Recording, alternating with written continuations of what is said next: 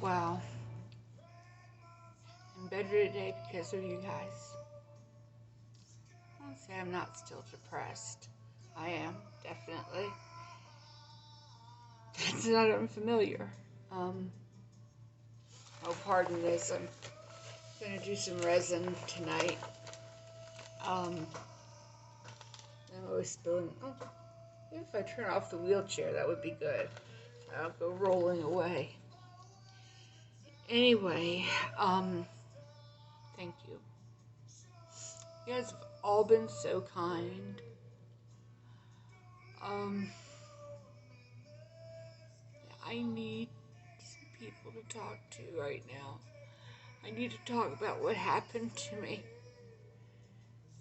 I need to know that there are people out there.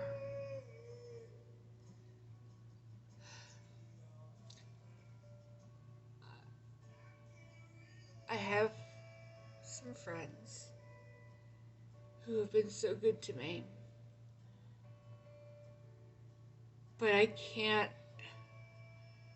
I'm wearing just two people. I'm wearing them to a nub. They have each other. They came and they rescued me from Orlando when I lost my home, every possession I owned. They came and got me after I tried to kill myself. Oh, I can't say that on YouTube. Anyway, I'm so lucky in the friends that I have. But so, I've had a lot of hard things happen to me in my life. And they've hurt, they've depressed me. But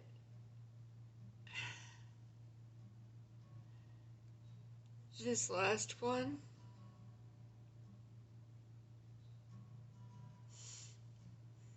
so I'm going to tell you. I'm going to tell you about it. And probably use this as a sounding board. I was going to write a book before this even happened. I was going to call it Waddling with Glue Gun. Sort of like writing with scissors, only more like me. Waddling with Glue Gun. I made those flowers, by the way. And now I'm trying to make some stuff. I'm hoping I can, like, find something online where I can start selling my crafts, because I'm not making it financially after losing my house and everything, and living in a whole new area. So what happened?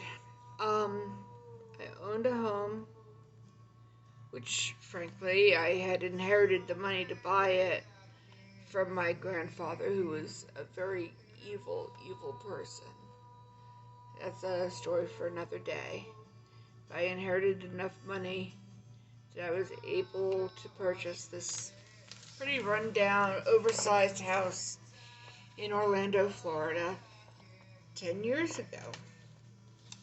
So, I never loved the house. I had bought it planning that my best friend, mother of my children, I like to say, my godkid's mom, she and her husband were not doing well, and she'd moved out. She was going to take the kids and move to Orlando with me.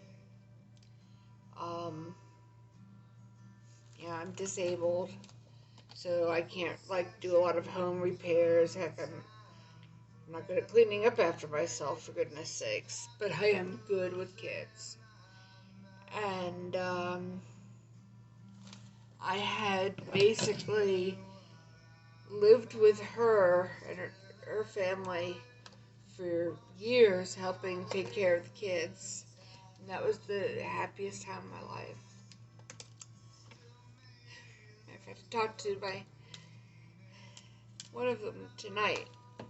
She always checks in on me. They. But anyway,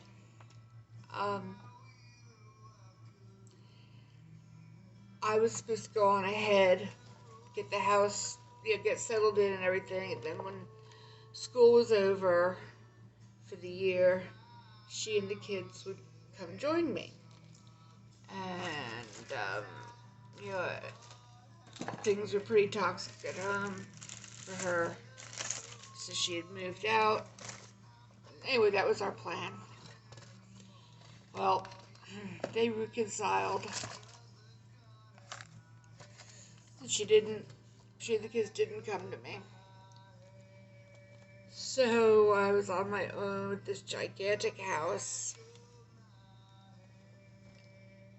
And me completely overwhelmed.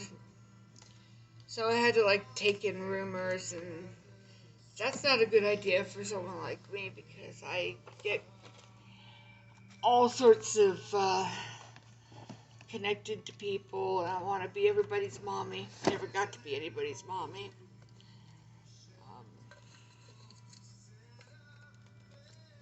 I had a brother that was like my child, and he was one of the people who kind of betrayed me and helped me lose my house.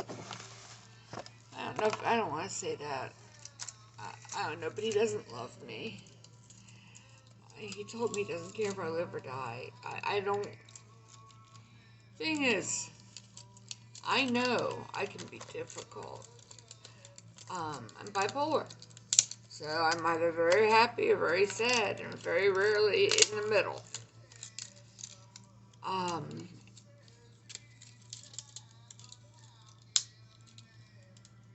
But I try, and I do my best.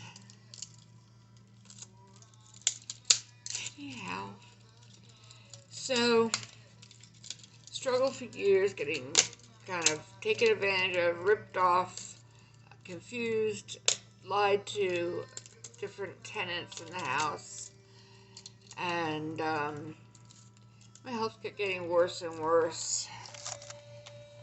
I have congestive heart failure and kidney disease and a bunch of other stuff, a lot of which comes from being fat, which comes from having been kidnapped when I was 2,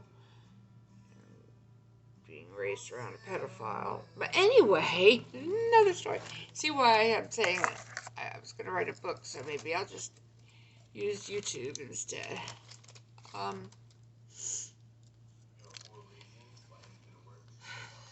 So my health got to the point where I couldn't run the house on my own anymore. I couldn't run me anymore. And I have a bad memory. And so when people act like they know me, I tend to believe them. At least I used to. I think I'm cured of that now. But this woman that I had known for years, because I used to do volunteer work with this wonderful organization in Orlando, and I used to love doing that too. But this woman had run a charity toy drive one year, and I met her through that, trying to help out. And we were like Facebook friends, and hi, how are you, and all that. Well, then one time, she had put on Facebook how she's always there for everybody else, but here she was stranded and needing $10 for gas, and nobody would help her. And I happened to have $10 to spare, so I sent it to her. And realized now that was sort of a sucker test. And I'm a sucker. And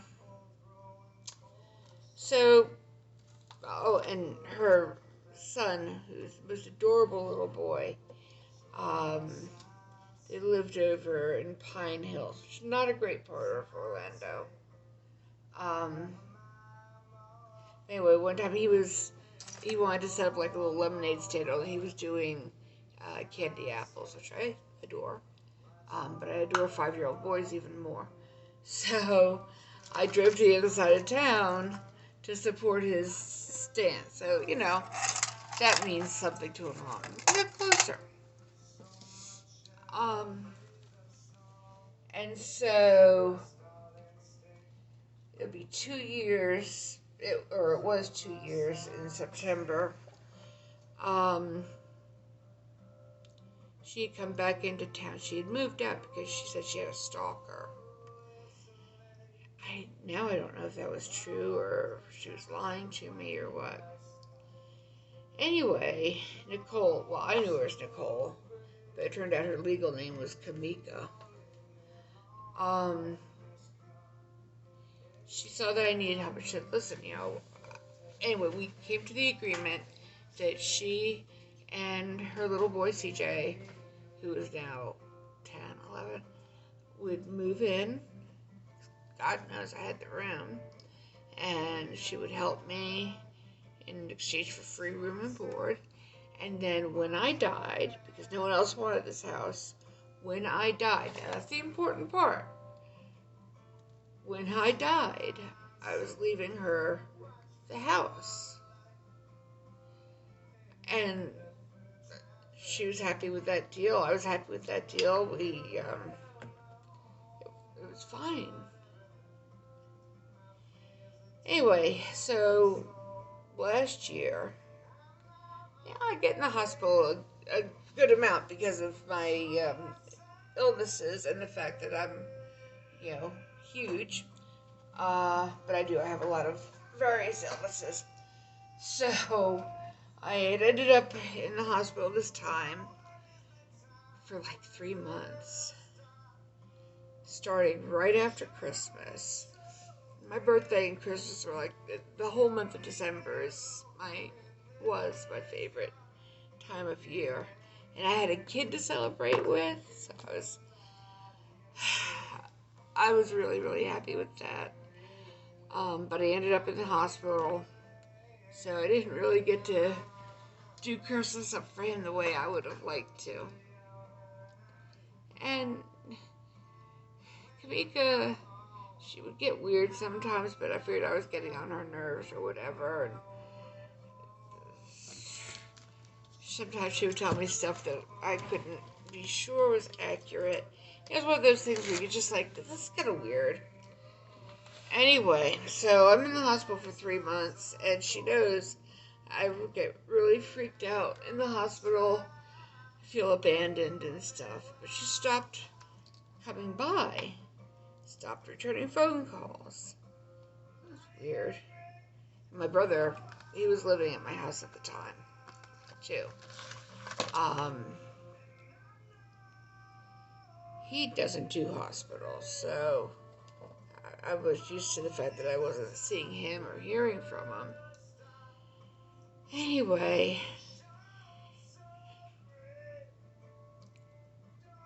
it's fuzzy in my brain because all my life having PTSD and childhood trauma, I block things out really fast. It doesn't mean that the pain goes away, but the details do.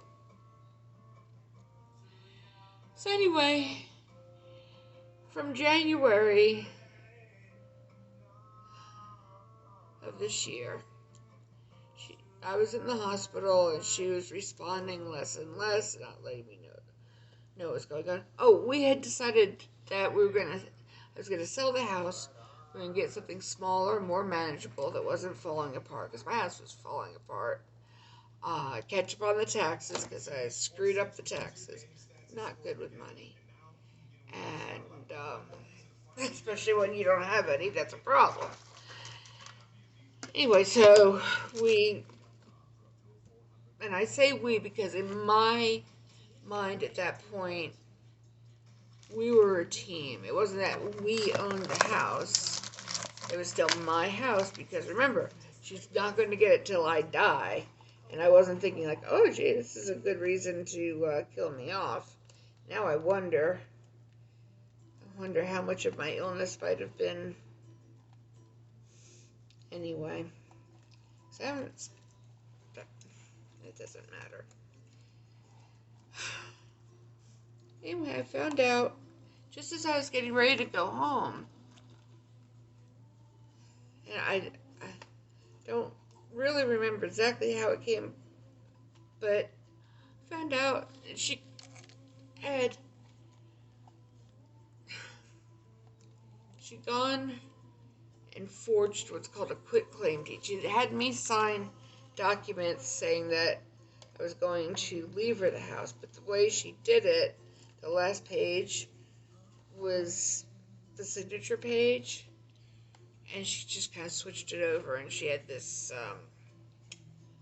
one of those "we come to you" notaries who I suspect was a friend of hers come to the house. This is when I was home before I went into the hospital.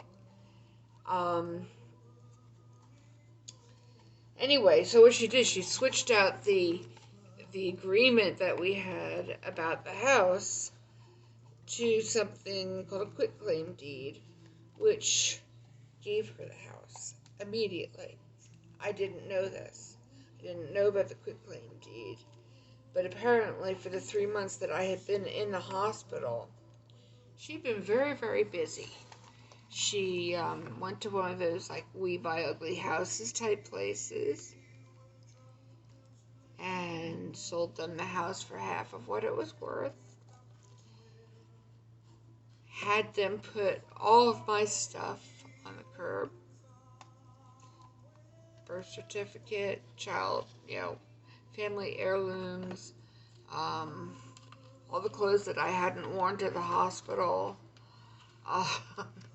all my art and craft supplies.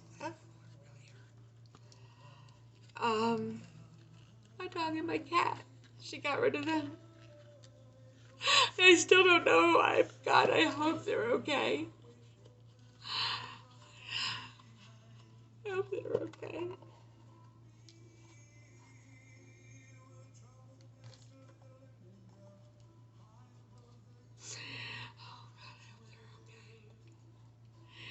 Anyway, so all of a sudden, she comes and she's like, well, I sold the house. And, or no, she called my father. Dad and I have never understood each other. He disowned me for the first time when I was like 12, I think. Anyway, he's never loved me. I've always been an embarrassment to him because I'm fat and I'm crazy. Well, I'm crazy because of my parents, who were both not great for their own reasons. Traumatized me in their own ways. Anyway, it came to pass that it turned out that my house was gone. My stepsister and my half-sister does not like me either, but my stepsister does. My half-sister, I never thought of her as my half-sister, but we were in and out of each other's lives because with me getting kidnapped and custody things and stuff as a kid, I was always like causing chaos in her life. And so my sisters came to try and fix it. The FBI and the Florida Orange County sheriffs got involved. They found Kamika and confronted her. Long story short, she told me, oh, no, you misunderstand. I'm buying the house for us, which was a lie, made no sense. Buying a new house for us. Enough to, so I ended up going into a nursing home because I had no place else to go, and, in the hospital, I tried to kill myself. I said that very casually. Anyway, I did. I tried to go away for good. And when I did that, I called my niece. She's my favorite person in the whole wide world. And I shouldn't have done this to her. She's just in her 20s. And I called her to say goodbye because I wanted to hear her voice again. And I didn't know that she was literally going through a tornado at her business, her job that she worked at. I did that to her. And so she's gone no contact with me right now. Been 9 months? No, it hasn't been 9 months yet. 8 months. And she's the one person I believe really will forgive me if I can just stay alive long enough. I do believe that she still loves me. She's just really freaked out and stressed out and all that. So anyway, I'm in a nursing home because I did not manage to successfully off myself. And my sisters are trying to get the sheriff and the FBI to, light a fire under them. Anyway, all this time later, nothing came of it.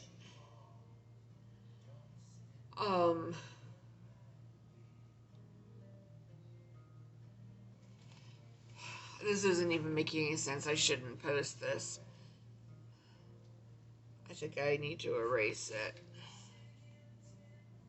No, I'm not going to erase it right now because I do want to tell you guys, thank you. Thank you. You made me feel like I matter. And you were also kind in the comments. Not talking about how fat and disgusting I am or what a whiner I am or any of that. You're just kind. And I understand if you never check in to that channel again. I want you to know you made a difference. I'm going to keep talking because I need to talk to somebody. I think maybe if I talk enough about it, I can sort it out. What the heck actually happened? In the meantime, I've been waiting since I got here in July for a shrink appointment. You think I might need one, right? It's coming December 20th. So I got to make it through my birthday and I gotta make it through Thanksgiving. My birthday. Almost up to Christmas, and then I could talk to a shrink. I need new meds. I need a hug. I need my niece to forgive me. But I don't need to be listened to anymore because you guys are listening. So thank you. I hope you have a wonderful, wonderful night. And a happy Thanksgiving. If I don't come back before then, but I'm going to try and check in every day. Maybe next time I'll show you some of my artwork. See if you guys have any ideas of where a handicapped woman in Illinois can sell stuff. She's not very organized, so I could use the income. After all, gotta buy more resin. All right, honey. Take care.